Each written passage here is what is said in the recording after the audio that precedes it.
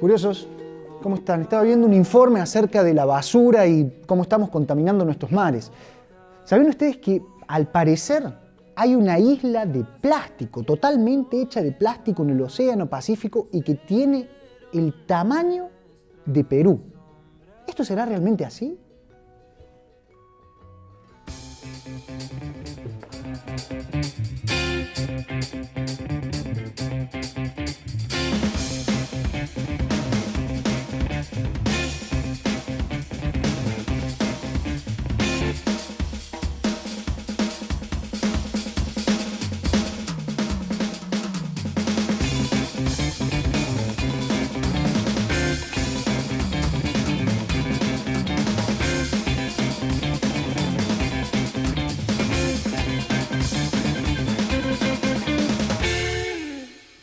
Hola, hola, bienvenidos a Curiosos por Naturaleza, este programa dedicado a la comunicación de la ciencia en Córdoba. Hoy vamos a hablar de los plásticos como basura principalmente y del problema que están causando en los mares. Para eso está con nosotros un especialista y ya amigo de la casa, el doctor Mariano Cironi. Bienvenido, Mariano, al programa.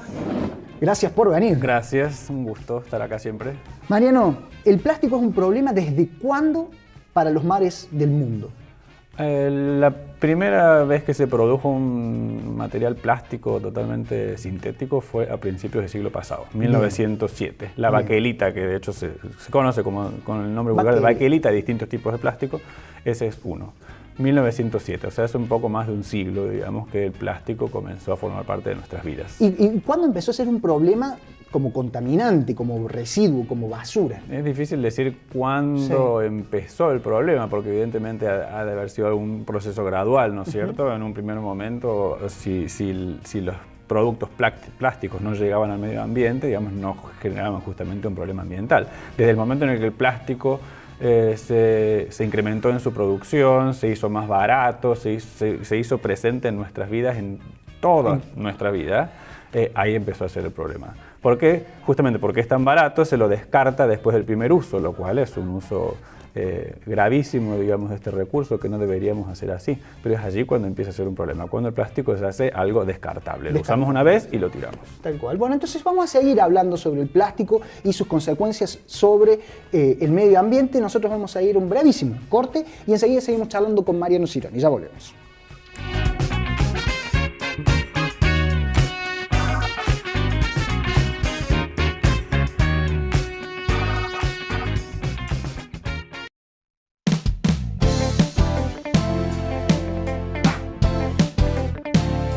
Seguimos en Curiosos por Naturaleza charlando sobre el problema del plástico en nuestros océanos. Por eso estamos con Mariano Cironi, que es biólogo, no me olvidé de decirlo recién, pero un biólogo marino especializado. Mariano, recién veíamos imágenes en pantalla de basura y demás, y de hecho en las noticias figuran que existe una isla, algo así, una isla de plástico que está en el Océano Pacífico, ¿sí? Más ubicada entre California y Hawái, por ahí. Sí. Yo puedo ir y pararme en esa isla de plástico, porque encima dice que tiene el tamaño de Perú, o sea, enorme. Claro. ¿Esto es verdad? ¿Existe tal isla? Digamos, se les llaman islas de plástico a estas acumulaciones, pero no es lo que se ve en estas imágenes justamente en la que vemos desechos de plástico, botellas, sogas, lo que fuere, tapando la superficie del agua. Esas imágenes son normalmente de zonas costeras, de desembocaduras de ríos, cerca de grandes ciudades donde se acumula toda esa basura. Bien.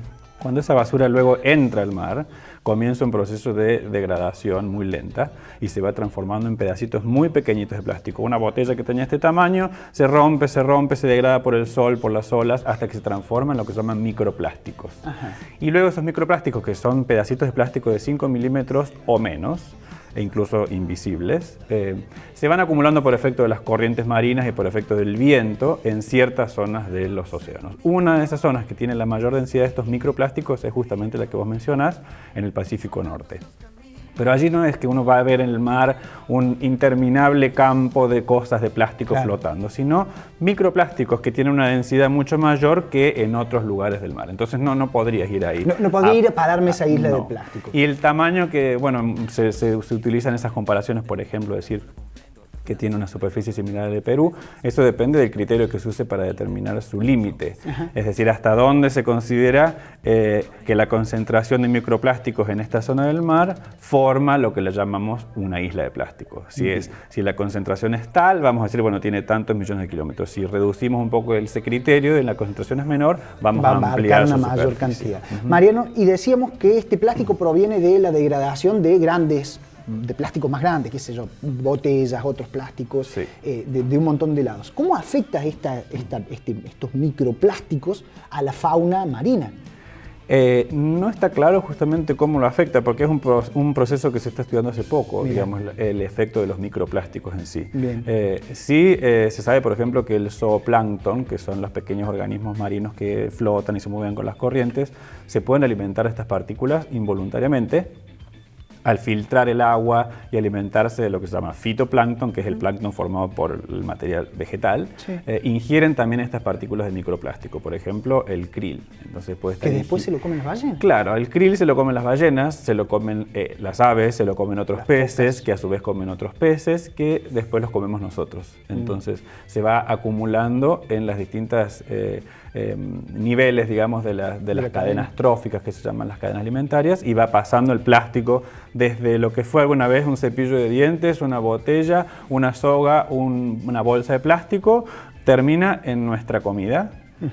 Termina en el agua que tomamos, porque si bien se habla mucho de los microplásticos en el mar, también es un problema serio en el agua dulce, en los lagos y en los ríos. ¿También existe problema? Por supuesto que también existe, incluso también existe en el aire. Cuando son suficientemente pequeñas estas partículas de microplásticos, incluso se dispersan por el aire. Entonces lo tomamos, lo bebemos, lo comemos y lo respiramos, lo inhalamos. Grave. Mariano, ¿y en Argentina existen, en las costas argentinas, digo, estas densidades o concentraciones de microplásticos que podamos llamar islas?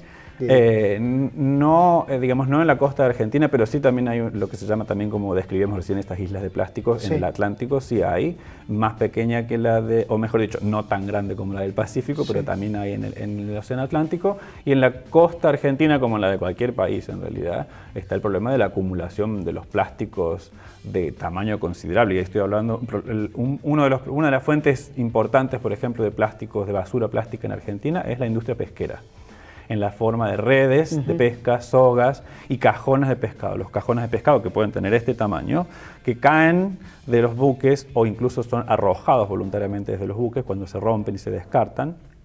Esos son, estoy hablando de cajones de plástico que pueden tener un metro, ¿no es cierto? 1 metro por 1 metro. Y terminan acumulados en las playas, degradando el ambiente, y se van degradando también, se van a transformar eventualmente en microplásticos. Se van a formar en microplástico, que va a formar una isla de cosas. Los censos de basura que se han hecho en Argentina, que han sido hechos por organizaciones no gubernamentales, con apoyo del gobierno también, muestran que en todas las provincias el principal problema de la basura que llega a las costas es el plástico, en cuanto al volumen o el número de objetos en la basura, si se clasifican entre objetos de metal, de vidrio, de plástico, de madera, lo que fuere.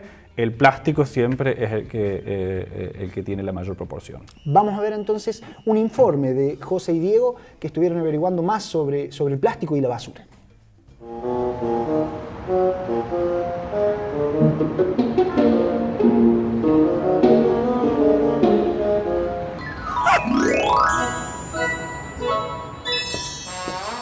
Diego.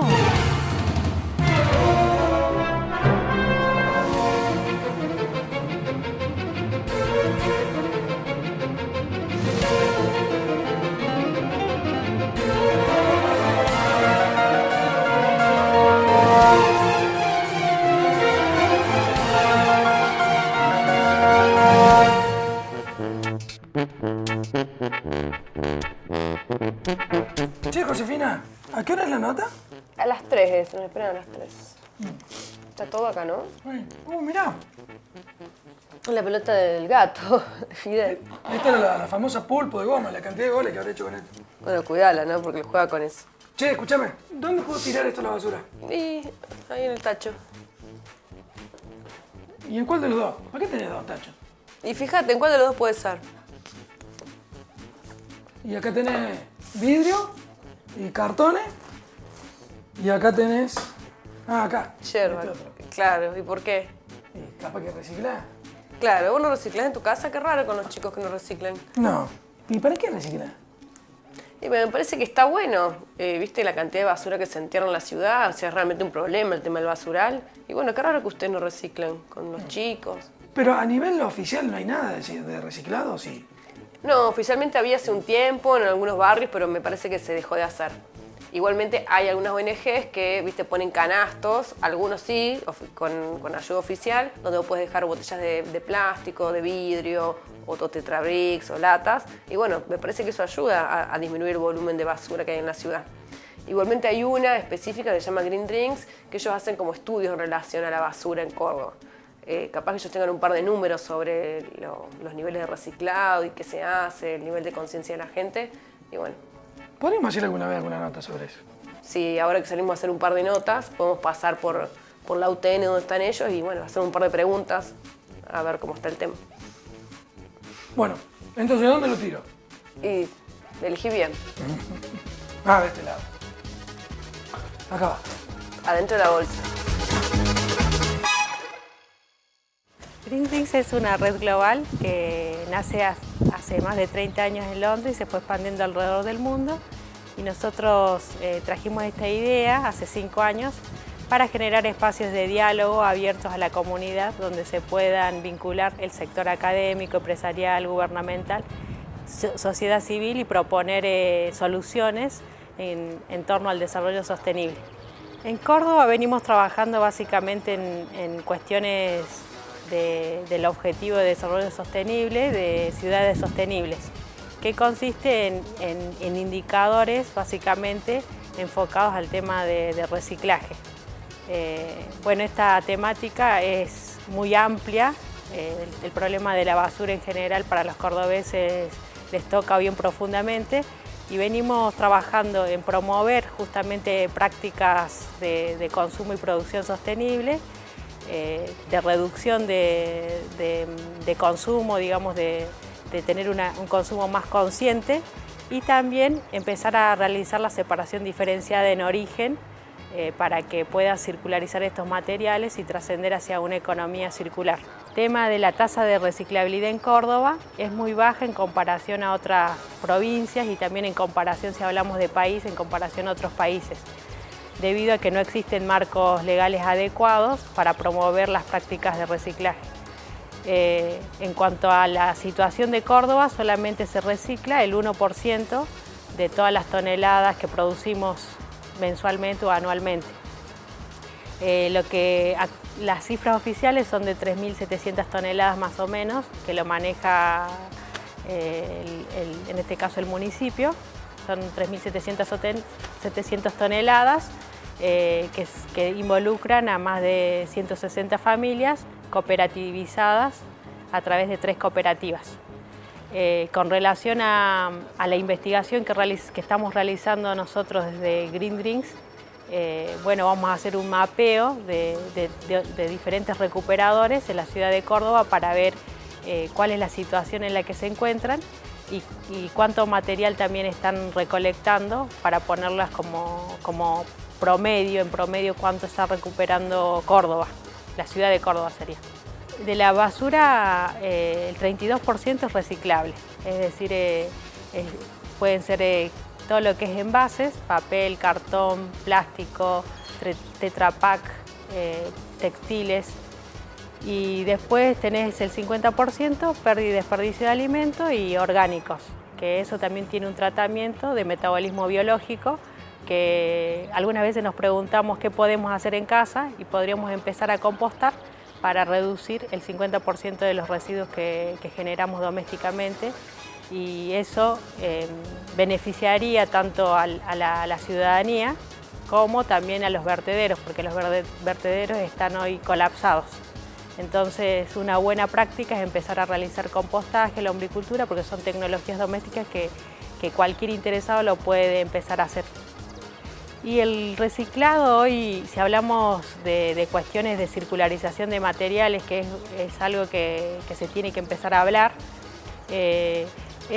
requiere diferentes factores, principalmente generar marcos legales adecuados para que los recuperadores tengan incentivos a la hora de recolectar materiales. estos incentivos tienen que ser económicos porque ellos viven de estos materiales. Y en relación a la ciudadanía tiene que haber un proceso de educación cultural donde la basura termine de ser basura y comience a ser un recurso, digamos, se resignifique el concepto y pase a ser un nutriente para un circuito productivo. Esto va a empezar digamos, a hacer una transición a partir de la educación, que tiene que empezar desde lo más chicos. Y yo creo que ahí va a haber un despegue del reciclaje.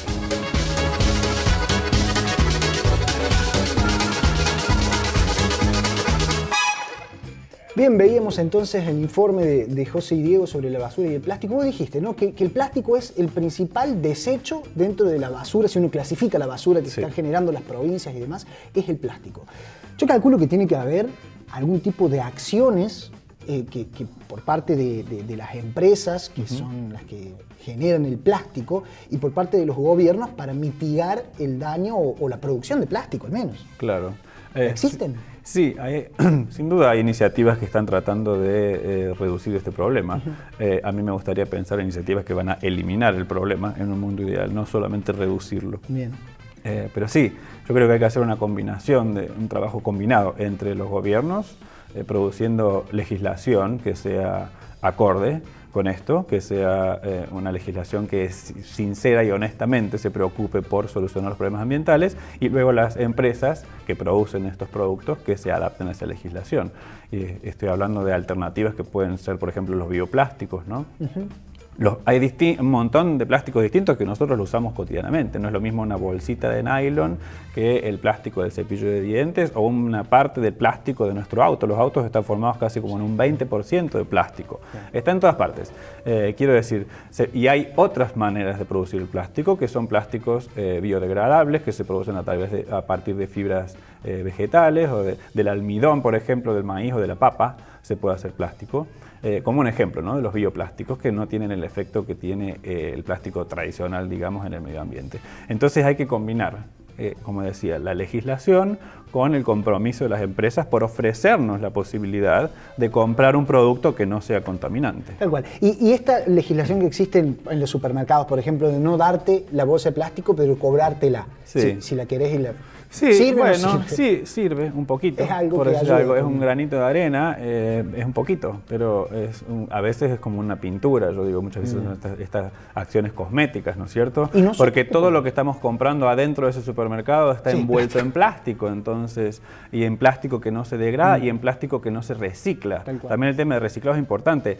Tienen que ofrecer los gobiernos de un municipio, de la provincia, de la nación, centros de reciclado, generarlos, para que los ciudadanos comunes podamos depositar nuestros plásticos ya usados y saber con certeza que van a ser reciclados y que no vamos a usar ese plástico por única vez. Y también está la posibilidad nuestra... Eso te iba a decir, ¿qué podemos hacer nosotros como ciudadanos? Bueno, de tomar decisiones que tengan que ver con ser más amigables con el medio ambiente, que terminan siendo decisiones que nos impactan de manera beneficiosa a nosotros mismos, ¿no es cierto? Porque si nosotros usamos plástico de más, sepamos que después lo vamos a comer. Entonces, esa botella de plástico, de la marca que sea, del contenido que sea dentro, va a terminar en nuestro plato, nos lo vamos a comer.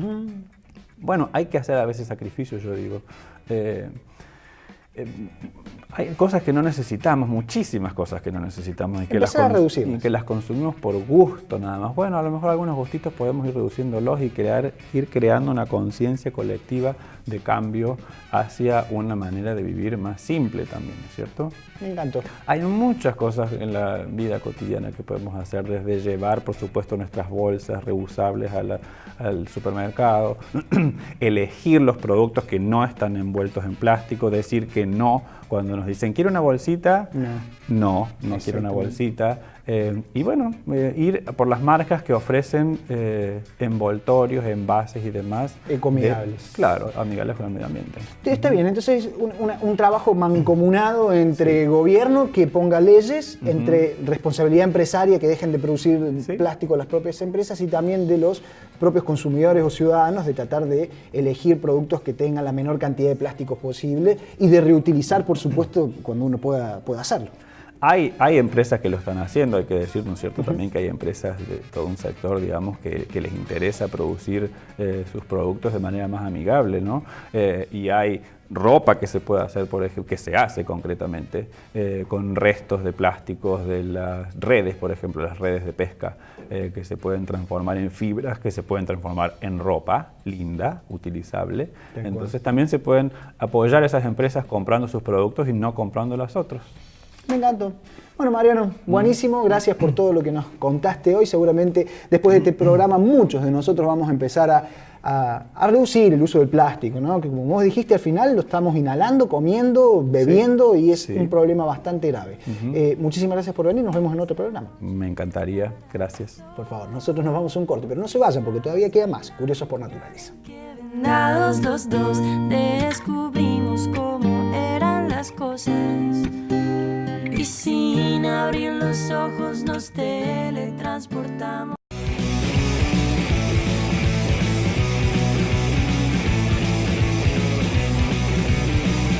Seguimos en Curiosos por Naturaleza y llegó el momento de recibir a Majo Villalba, periodista de la agencia Unciencia. ¿Cómo andás, Majo? Bien, Franco, ¿todo bien vos? Muy bien también. Bueno, me alegro.